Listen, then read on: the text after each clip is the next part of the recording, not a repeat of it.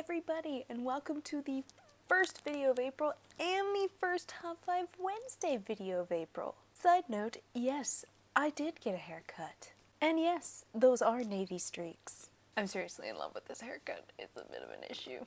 Top 5 Wednesday, as always, was started by Lainey over at Ginger Reads Lainey, and about a month and a half ago, she opened it up for anybody to join. As always, the link is down below for the Goodreads group. So this week's Top 5 Wednesday subject is Top 5 Genres. I think we all know that I may possibly have a favorite genre that I really love to read and kind of chase out anything in that genre.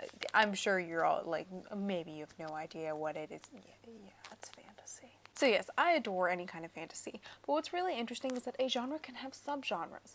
So what I'm going to do is talk about my top 5 favorite genres within fantasy, because not all fantasy is created equal. There's going to be no real particular order to this top 5 list. I'm just going to be listing 5 subgenres within fantasy that I'm a huge fan of.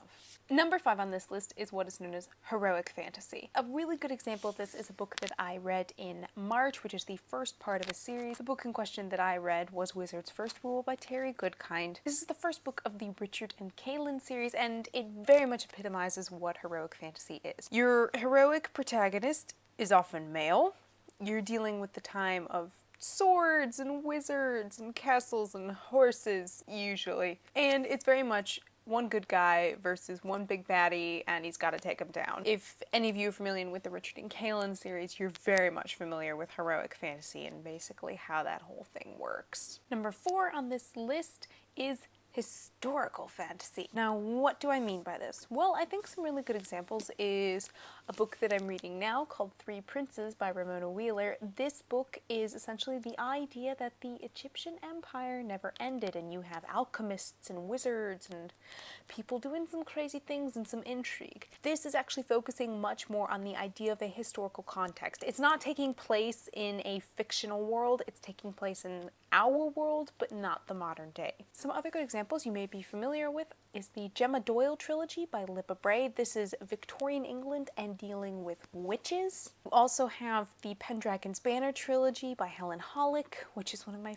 favorite trilogies I've ever read. And these are just some really good examples. It's focusing much more on the society and the time period, but there's usually some sort of fantastical or paranormal element thrown into it. Number 3 on this list is contemporary fantasy, or what I like to also call modern fantasy. For me, this is something that's taking place in our world as it is now, or a parallel version of our world as it is now. Whatever the case, it's meant to take place in some form of modern day. Some really good examples of this are Cassandra Clare's Mortal Instrument series, which takes place in modern-day New York City. You also have the Bartimaeus trilogy, which is taking place in a parallel universe, but modern-day London, which is run by magicians and involves jinn and spirits and afrits and marids, and it's a really phenomenal series if you haven't read this. Fun fact, there's a 4th book that, like, anybody who read the original trilogy when it was coming out basically has no idea has even existed. It's called The Ring of Solomon. I haven't read it yet. I really need that book in hardcover. Number 2 on this list is sort of specific. For me, it is some form of myth or fairy tale being retold, or at least respun. Some really good examples of this are the Guardians of Childhood series by William Joyce, the Fairyland series by Catherine M. Valente, Love in the Time of Global Warming by Francesca Lia Block, and the His Dark Materials trilogy by Philip Pullman. This last one, unless you've read Paradise Lost, you probably wouldn't even realize this is actually very much mythic fiction. Furthermore, it's actually inverted mythic fiction, but again, if you haven't read Paradise Lost by John Milton, you're not probably going to catch what's going on, and oddly enough, that's perfectly okay. That was something I discovered on actually a 3rd reread of the book, and that was, again, by which point I had read Paradise Lost. And number 1 in terms of my favorite genre of fantasy is the epic fantasy. And if you haven't figured out that I'm basically talking about the Song of Ice and Fire series by George R.R. Martin, shame on you, that just seemed obvious. The epic fantasy is pretty much what it sounds like. You're looking at those big series. So you're looking at The Song of Ice and Fire by George R.R. Martin.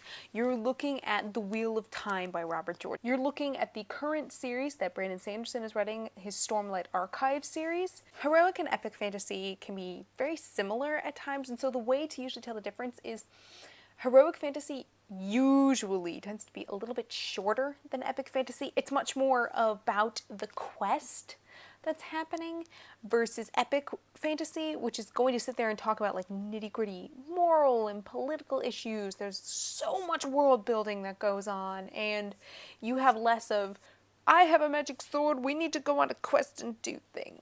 Yeah, that just, it's a horrible explanation. I apologize. But that's all from me today, you guys. So until next time, cheers.